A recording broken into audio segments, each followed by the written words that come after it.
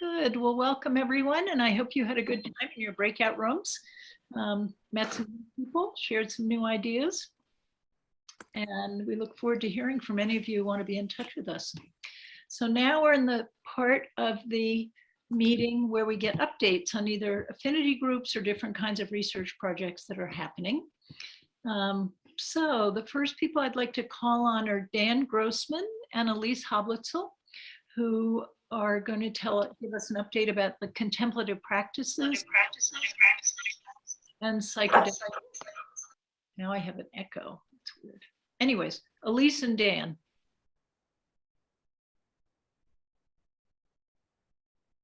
Hello? Hi, everyone. I'm waiting for Dan to join. He was going to start. Dan, are you here? Maybe he hasn't joined yet. I don't think he's here yet. Okay. So, Anne, I can either give the update myself, or we can have someone else go and then hope that Dan joins shortly. I did speak with him earlier today, and he was planning to join. So why don't we see if Lance Linke can. Lance, are you on? Indeed, yep. I'm happy to go quickly. We had the harm reduction and integration group, and we had a number of questions. We had low turnout, but very productive conversations about clinical utility and mechanisms of integration. And there's been quite a disparate kind of working with clients, the underground clinicians versus, these new waves of research trials. And I think there's a lot to learn on both sides. So we're actively kind of soliciting more experiences and clinicians' experiences, especially ones that would help other clinicians kind of acclimate to these situations and work with challenging situations like potential psychotic breaks or, what was formerly known as bad trips, challenging experiences. So quite productive. Thanks to everybody who's providing questions and anecdotes. They're very helpful. And one thing we'll just put out a call for, if anybody has more information on the trials that are running with acceptance and commitment therapy with ACT. And for example, I think psilocybin, there's been some theoretical kind of considerations around the utility of using an ACT model because it has depersonalization in there. We would welcome anybody to maybe even have a little bit of discussion if they've practiced ACT. We're using parts of it, and I know other clinicians are using parts of it in integration models, but not as formally structured with molecules like psilocybin and MDMA. So if anybody has interest and experience in that, we would welcome potentially at the next meeting, which are happening quarterly, to maybe give a couple minutes talk about it and update the field, and then we can create a discussion from there. Terrific. Thank you, Lance. And I think you said it. I just want to be really clear that this affinity group is only for clinicians. If you're a clinician and interested in joining it, go on our website and you'll get Lance's contact info. Yep. So, thank you so much, Lance. Absolutely. It's really, thank you. Very important affinity group. So is Dan on now? Dan Grossman? He's not on yet, Anne. Okay, well then I'll give an update on ketamine. One of the first affinity groups we had for the BPRG was around ketamine assisted psychotherapy and what we could do to bring it to Boston. That was 3 years ago. Out of that, we brought in Phil Wolfson and his group, and they did ketamine training in October of 2019. There were 28 clinicians trained, but not all of them from Boston. Our problem now is we don't have nearly enough ketamine assisted psychotherapy trained therapists. And when I ask them to give updates, they don't want to give updates because they don't want to identify themselves because they can't take on any new patients. And so what messages from them, there's a group looking for clinicians. And after what I've just said, I don't know that this will help, but anyways, if they're clinicians who are trained in CAP, Mark Green and Robert Bonazzolo Bonazzoli, sorry, at the Site Gardens in Belmont are looking for clinicians to help them with CAP. And for those of you clinicians who are interested in getting trained, I would recommend getting started with either the Fluence program or the Polaris program, which you can do online. It's a very good way to get started to learn about ketamine-assisted psychotherapy. So, thanks. Is Dan on yet? I can keep talking. And could you just repeat that? It was Fluence or? Yeah, Fluence, F-L-U-E-N-C-E. They're based in New York. And Polaris, which P-O-L-A-R-I-S, is out on the West Coast. I think they're Oakland. They're in the Bay Area. Thank you. Sure. And I just texted Dan to let him know, so hopefully he'll join soon. Okay, we have updates to keep us busy for a bit. Thank you so much.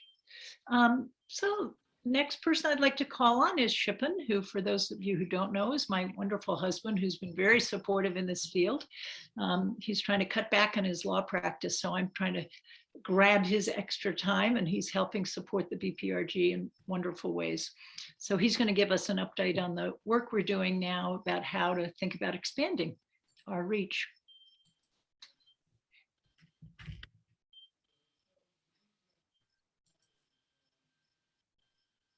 Can you put your volume up, please? Or you're muted. Yeah. I can do even better. I can unmute myself. Great. I could hear you through the walls. Thanks. As you all know, the BPRG started in July 2018 with 12 people and now has a mailing list of over 1,100.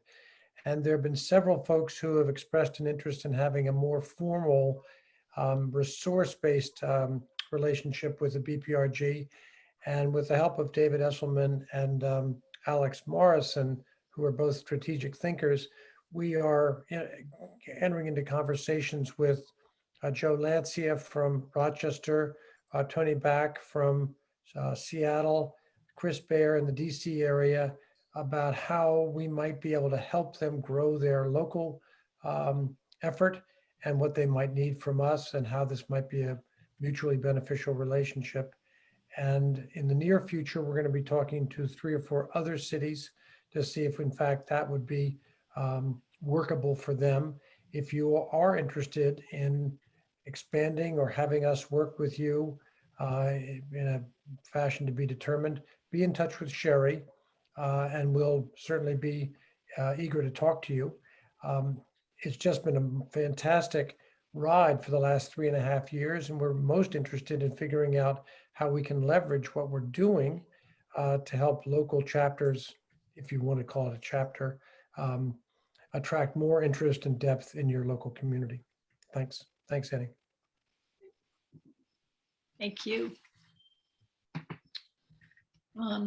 So the next update I'd like to also give, and that's an update on the CPTR, the Center for the Psychedelic Therapies and Research, which is based out of the California Institute of Integral Studies.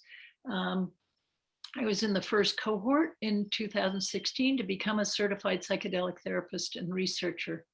And the program has grown hugely. We are currently in the midst of the 2021 training, and many of you on this call are part of that, which has been wonderful. We have 130 people in San Francisco, 120 people based in Boston. It's been all virtual until now. This weekend, the San Francisco cohort is actually meeting in person.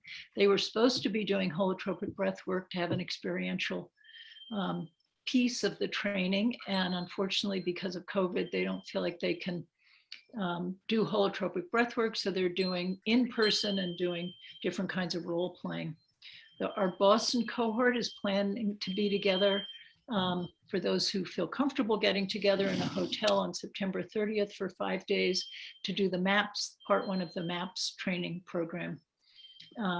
The applications are now open for the 2022 cohorts. We're hoping to have 150 in Boston, 150 in San Francisco, and then a third option, which would be those 2 would be hybrid, and then there'll be an option, I think just for clinicians to just do it online, and that will be for 75 people. Please get your applications in as soon as you can. You have until October 24th. There's always a rush at the end.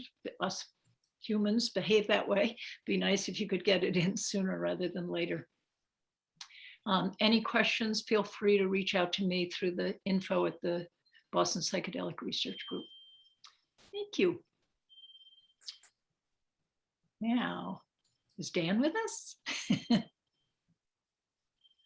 No? Okay, well, I'll keep going. Sherry, can you play Franklin's tape, please? Sure can. Give me 1 second. Thank you. You might say what Franklin's about, love. Oh, yeah. Well, I think Franklin is in charge of education at the new Mass General Center for the Neuroscience of Psychedelics. And he's going to tell us about a course that he's just put together. And he was sorry he couldn't be with us in person, but here he is on a recording.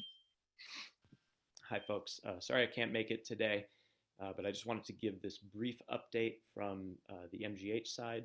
So as part of our educational mission, I've put together what's going to be a live CME, continuing medical education conference that's going to be in November. So it's going to be oriented as an educational conference for psychiatrists, psych NPs, social workers, psychologists, really anyone who works in the fields of mental health. And we'll offer continuing education credits. And I'm going to share the link with you, and if you could just drop it into the chat so folks can check out the roster. And yeah, take a look. I'd love to hear people's thoughts. And if you know anybody who might be interested, feel free to share the link. I think it's exciting and hopefully the first of many events that we'll be hosting at Mass General going forward. And yeah, hope to see some of you folks there in November, and have a great meeting. Thanks. Great. Thank you. So, Elise, do you want to just give the update? I think rather than going back and forth, I think that probably makes sense. Yeah, of course, I'm happy to. Thank you so much. Yeah. So hello, everyone. I'm Elise Hoblitzel, and I've been part of the Contemplative Studies Affinity Group for about a year now. And recently, Dan Grossman and Ann Dutton, who have been running the group and hosting really wonderful gatherings, announced that they need to step back for various reasons and put the group on hiatus. And I offered to step in and help run the group because I've found it really really rich and enjoyable to join with other people who are kind of bringing together the worlds of contemplative studies and contemplative practices, lots of non-dual practitioners with the psychedelic research and training and therapy. And so someone else in the group might be interested in joining me if we sort of have a little hiatus until the new year. So I think the plan that I spoke with Dan about earlier today is that I will step into the leadership role or the facilitator role, really, and we will resume gathering as a contemplative studies affinity group probably in January or early February. So I will get the contact information of everyone who participates from Dan, and we'll be reaching out to people. So thank you. And if I may just say thank you, Elise, for stepping up. It really has been a very rich group. Unfortunately, many of the members of the group are wildly overextended. So I don't think it's a lack of interest. I think it's that's just been the issue. So it's wonderful if you've got a little bit of bandwidth to help with the organization. Those of us who participate very much appreciate it. Great. Yeah, I'm thrilled to be able to step into this role. So yeah, very glad to be here. Yeah, thank you so much, Elise. This has been a really important affinity group, active and a very rich group. So thank you for doing that. And we'll get you up on our website as the coordinator, so then people can be in touch with us who want to be new to the group. So, great. Good. Wonderful. Thank you. Thank you. Yeah, thank you. right. Bob, oh wait, here's a question. Elise, can you say a little bit about the group? Sure. So it quite simply, as I stated, it's people who currently have contemplative studies practices. Many people who are Buddhist meditation practitioners. Sorry, I'm getting a notice here. I think everyone can hear me. Who have some sort of contemplative practice, non-dual practitioners, people who have long time meditation and spiritual practices who see very clearly the connection between those practices and this work, the psychedelic work. And so we come together, and sometimes we have speakers present. Sometimes we share thoughts and interests and stories and reflections. So that, I think, really captures what this group is about. Thank you. All right, so now we'll move on to Bob Kaufman, please, to give us an update on the VET study that we first learned about at our meeting in March of 2020. So it's great to hear you're moving ahead. Thank you. Yeah, thank you, Anne. Good morning or good afternoon, as the case may be. As Anne was saying, this has been a work in progress, a labor and love for many months now. Myself and my fellow researchers, Alan Davis, Rachel Yehuda, Mark Bates, Katinka Hoyer, and Eric Lund put together a veterans harm reduction study.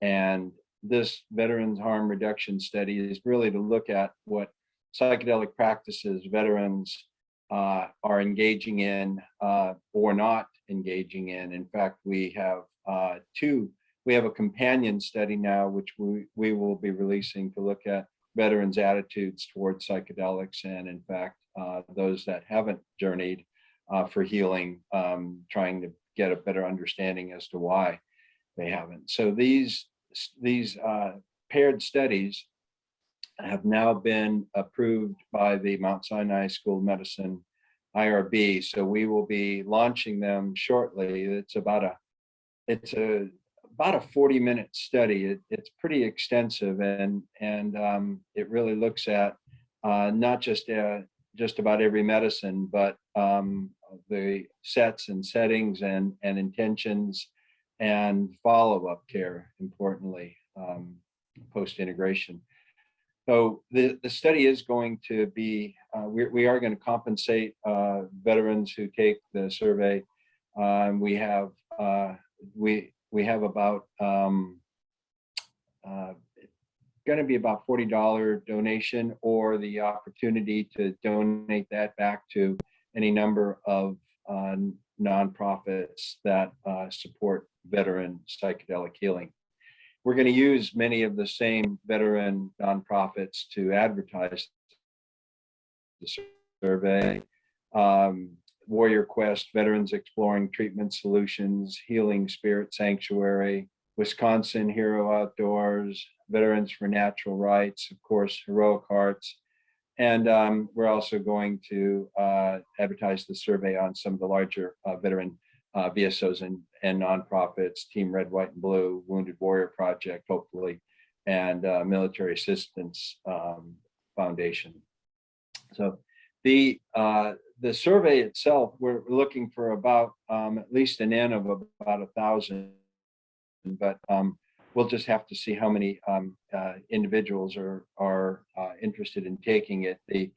The survey has now been changed since the last time I presented an update that is enabling us, and this was Rachel Yehuda's idea, to really look at suicidality and the impact that psychedelic medicines have had on veterans regarding potential suicidality. Earlier, IRB wanted us to refrain from questions of suicidality, but we now have IRB approval to look at generally the larger issue of even asking about suicidality. Again, this the study is entirely anonymous, and there's several layers of anonymity that ensure the individual remains anonymous. We are opening it up to any veteran, regardless of discharge, and we are excluding active duty members for obvious reasons that we don't want to have any service members who may be on the outside of the Uniform Code of Military Justice, even responding anonymously. If veterans on the group want to see the survey and give us some feedback, we're going to be launching it probably here in another week or so. I don't know if there's any time to really change any of the questions we have. It has gone through multiple reviews, but certainly interested in feedback, particularly with regards to some of the analytics that we may be pulling out of it. So I'll post my email address in the everyone chat, and hopefully we'll have some good data in the coming months. Thank you, Bob. It's really exciting that this is happening. I think it has a huge potential for a big impact to get these voices out there. So. Thank you, Ann. Yes. So here's a question for you, Bob. Can you name again those several organizations that support psychedelic treatment for vets? The three that, well, certainly Heroic Hearts, which is well known to many. Their Warrior Quest as well is well known. Perhaps not as well known as Matt Call's Veterans for Natural Rights. Matt was featured in the movie From Shock to Awe. And the perhaps the one that many individuals who are special forces have turned to is Veterans Exploring Treatment Solutions. And the other nonprofits are not necessarily related to or even involved with psychedelic medicine, however we want to cover the waterfront. Great, thank you. Any other questions for Bob? Sounds good. And I thank you so much, Bob. It's always wonderful to have you with us. Thank you, Ann. So I see Dan has gotten on. Dan, I just would like to acknowledge all the great work that you've done to keep the contemplative practice in psychedelics affinity group going. And I'm delighted that Elise is here to take the torch and keep it going, because it's been such an important part of the BPRG. So thank you very much, Dan. Thank you, Ann. Yes, I would just like to add that predictably with the start of grad school last month, there's been a pretty massive shift in priorities. So I'm very thankful that Elise is willing to take on the helm, and I'll be helpful, as helpful as I can for facilitating that change. Thank you, Dan. And congratulations on graduate school, and thank you for helping us get our speaker in November. Of course, my pleasure. So I hope you'll come and visit us when you can. Will do. All right. Boston is still home. Good, good, good. Thanks so much. So next, I'd like to call on the Reconsider team to let us know about some exciting work that they're involved with now. Hi, thank you, Ann Shippen. I'm Marcina Hale. I'm with the Reconsider. We have also Stephen on the call. And first I want to say that thank you for BPRG for what you're doing. And the question about what you can do and what you continue to do is the community that you create allows us to make connections and be able to really communicate on a larger level with some of the information that we're working on bringing out and the connections. And it's been a big help and partnership already. And I want to say a little bit about Reconsider. Some of us, you know us from doing the film Fantastic Fungi and bringing it to BPRG and bringing it to the Boston area where we did screenings. And one of the things that we've always felt was really important is the conversations that we need to have. And as we're bringing out the field of psychedelics, but also not just psychedelics, but transformational work in a world where somebody every 40 seconds is committing suicide, it is something that I think all of us are passionate about at some level. And what we have done recently has been really to focus on what kind of conversations do we need to have to be able to bridge from the medical, the mystical, from the science, from the spiritual, and from people that have no knowledge or little knowledge of psychedelics into the people that have a great knowledge. So how do we share that? How do we spread it? How do we get the word out? And one of the initiatives that we've done is to have focus groups. In the first focus group that we committed to, which was obviously one of the most important and impactful ones, is the work with the veterans. And we held a veterans gathering in, I can't even remember the date, it's probably about a month ago now, with an outstanding response to the conversations and to the connections. And what happened was a coming together of many different people from different perspectives and that shared the commonality of the importance of this work. And Stephen, I'm going to let you talk a little bit more about that. So there's been a number of really wonderful things that have come out of that gathering.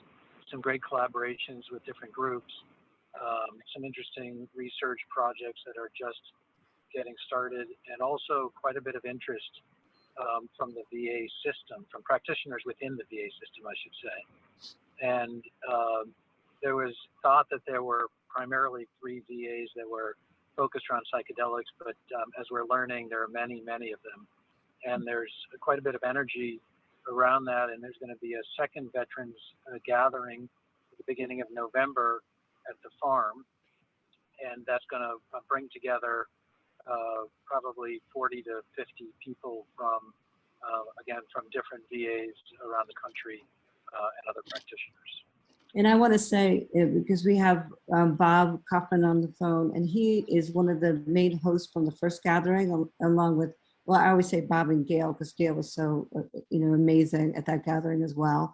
And then Jonathan and Allison Wilson, as well as Bob and Lee Woodruff. And so there's a way that we're bringing together hosts that can, hold the community and bring people together. And then the conversations have just been absolutely phenomenal. So it's it's been amazing to be working with Bob and on this project as well. And so with the follow-up on it, and Kev, are you on the phone? As a follow-up. Yes, I'm here. Okay, as a follow-up, then we have, Kevin Baltic from Horizons, and with the Reconsider team, we've been discussing ways of being able to move the conversations forward, and how do we use this really strong core of people within a certain focus group to bring the message to the next level. And so after the the gathering that we're having, the second gathering, which is November 7th and 8th, we're going to be working with Kevin on a project in New York City. Kevin, you want to talk about that a little? Yeah, so hi everyone. My name is Kevin Baltic. I'm the founder and director of Horizons, which we began as a conference in New York City in 2007. It has been my great surprise, honor, and privilege to be continuing that work, going on 15 years later. Since we're getting a lot of questions about it, we are doing a live conference this year in New York City, which is vaccine and likely mask and perhaps also testing mandatory, December 1st through 5th, of which there are 2 programs I want to quickly highlight here. One of which is a briefing really for clinical care providers on Friday, December 4th. Is really going to be focused on people who provide care and are clinicians in practice. And there's also more of a big ideas in science and medicine on Saturday, December 5th at the Cooper Union in New York City. And that is going to be a lot less of a clinician briefing looking at data and studies, and more of thinking about how we're going to manage the future of psychedelic healing as it breaks through into the mainstream and enters the market. But bringing us back to the topic of veterans, the Reconsider group has done a phenomenal job at building community and building bridges between psychedelic practitioners and community members and the people in the veterans community. And that the retreat they're going to be holding at the Lundy Farm, we're hoping to use as a catalyst to really advance that. And then bringing it into New York City in the days following that, which for those of you keeping track, work their way up to Veterans Day. We're hoping to get more of that out into the world. So the retreat is going to be a smaller private thing that is about coalition building that we're hoping to flower into an extension that can reach a lot more people in New York in the days afterwards. So on November 9th, we're going to have a briefing for care providers, medical, mental health, or clergy who serve or are interested in serving in the veterans community and need to learn both about the nuances of what it's like working with veterans, veterans families, and the community around that, and also need to understand how psychedelic medicine might be of use to them.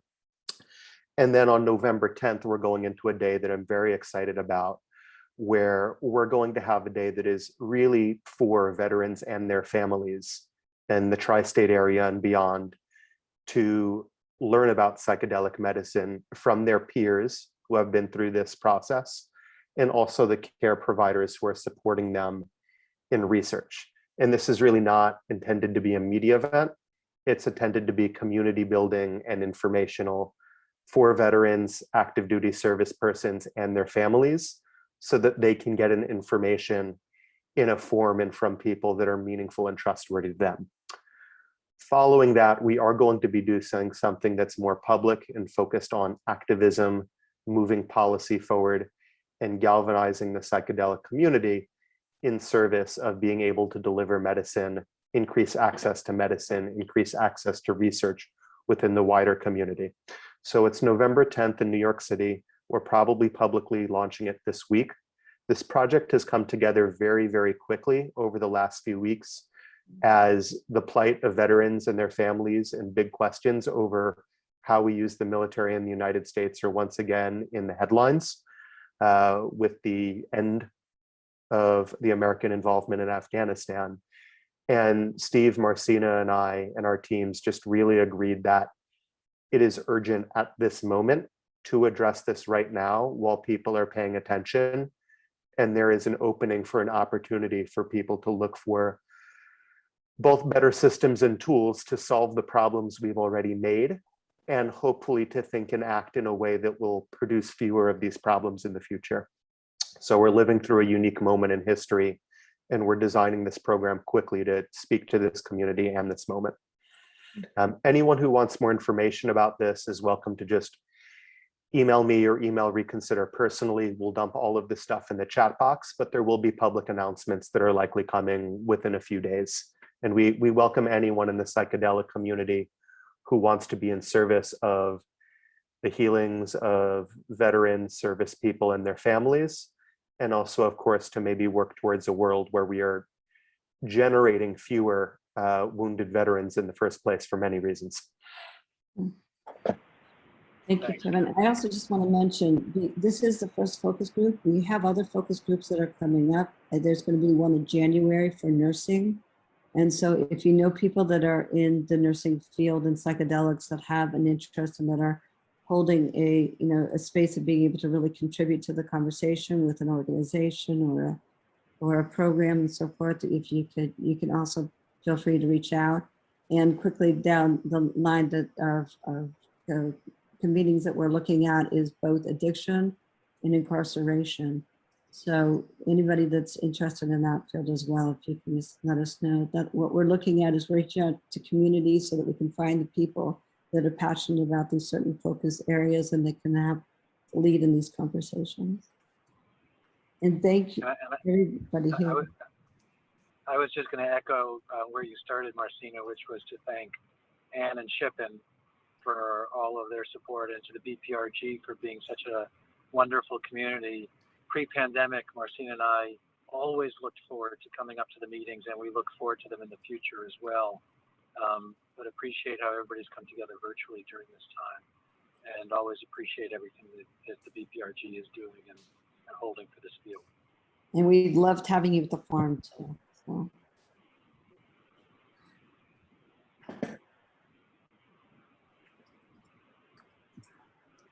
Thank you so much for this great update and also for all the amazing work you're doing. It's really wonderful. And I meant to say in my introduction what loyal BPRG members you've been right from the beginning, how lucky we are to have you in our community. You might have gotten the prize at most meetings for the furthest traveled to come join us, which now doesn't feel so far away since we're all doing it virtually.